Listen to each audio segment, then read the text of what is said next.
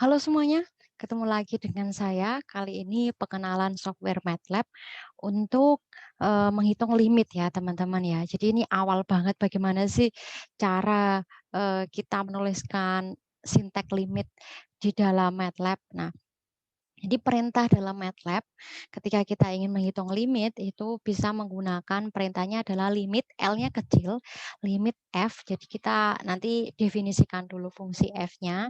Kemudian misalnya kok di sini limit limit X mendekati A gitu ya. Maka di sini kita pakainya adalah F, X, A. A-nya itu ya mendekati apa gitu ya. A kalau A ya A gitu.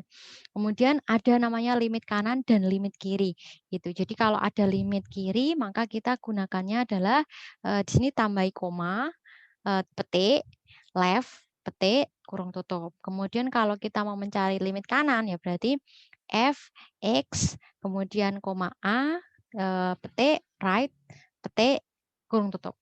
Gitu. Nah, contohnya soal ini ya, kita mau mengerjakan soal yang di sini nih. Jadi ada 3 soal yang sudah saya siapkan, kita akan hitung menggunakan limit. Bagaimana cara menggunakannya gitu ya.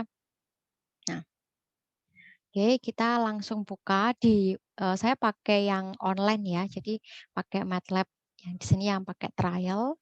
Nah, yang pertama kita akan mengerjakan yang soal yang pertama, yaitu limit dari X mendekati min 2. Nah, kita ketik dulu clear all. Nah, saya suka menggunakan clear all dulu biar bersih gitu ya, maksudnya dari nah, kemudian kita limit. Jadi kalau misalnya kita tuliskan limit dalam kurung misalnya X pangkat 3 gitu ya. Nah, itu teman-teman nggak bisa langsung di enter gitu. Jadi nah, dia unrecognized function or variable X. Itu nggak bisa gitu. Jadi kita harus ibaratnya kita tuh kenalan dulu gitu, memperkenalkan variabelnya.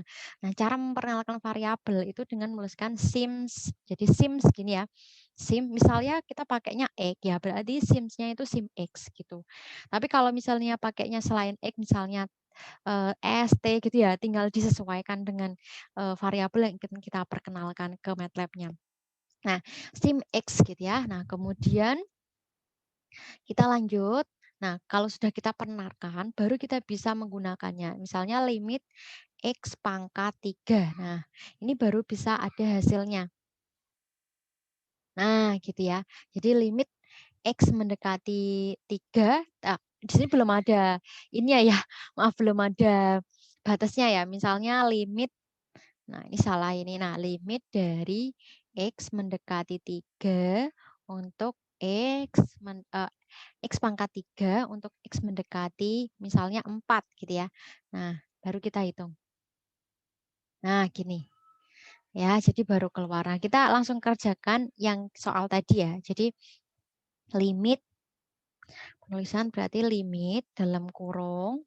Teman-teman bisa menggunakan F-nya dulu. Misalnya F itu sama dengan tadi ya X pangkat 2 kemudian ditambah dengan 5 kali, itu kan 5X ya, berarti 5 kali X ditambah 6. Nah, hati-hati di sini, ini kan yang semuanya dibagian. Nah, berarti pakai kurung lebih aman.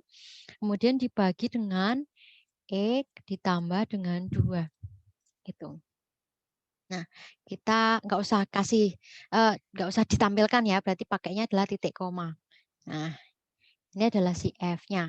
Kemudian baru kita limitkan. Limit dari F, nah tadi mendekati berapa? Mendekati min 2 ya. Nah, gini. Nah, kemudian kita enter. Nah, nanti keluar hasilnya. Nah, hasilnya adalah 1. Gitu. Jadi kita kenalkan dulu si F-nya.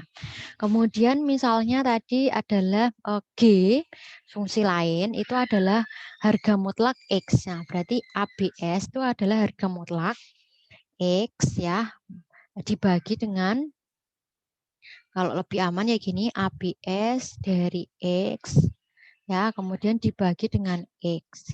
Gitu. Nah, oke, kemudian kita mau mencari nih, mencari limitnya, gitu ya. Limit mendekati berapa tadi? Misalnya 1. Jadi limit G, X mendekati 1. Ya. Nah, ini akan ada hasilnya. Nah, 1 gitu ya. Nah, tapi kalau misalnya kita mencari limit dari G dari X mendekati 0. Nah, bagaimana? Nah, none. None itu adalah not a number gitu ya. Nah, kenapa kok nggak ada? Jadi ceritanya sih limit dari absolute absolute X per X itu sebenarnya dia nggak punya limit. Nah, kenapa? Karena coba kita lihat ya, limit kanan dan limit kirinya. Limit kiri dari si G ini, yaitu X, 0, nah, left. Nah, left kiri. Nah, coba kita lihat hasilnya berapa. Nah, kalau left ada, jadi kita dekati dari kiri hasilnya adalah -1. Kemudian kalau dari kanan bagaimana? Nah, kalau dari kanan ini berarti G, 0, nah gitu ya. Nah, gini. Nah, jadi karena limit kanan dan limit kirinya itu enggak sama, maka dia tidak memiliki limit di titik X sama dengan mendekati X mendekati 0 gitu. Jadi dia nggak memiliki limit di X mendekati 0. Nah, yang lain gimana ya? Harus kita cek dulu gitu. Oke, itu dulu ya teman-teman perkenalan kita dengan limit. Nah, kita jumpa lagi di video selanjutnya. Semoga video ini bermanfaat dan silakan jika ada yang mau ada pertanyaan bisa meninggalkan di kolom komentar. Terima kasih.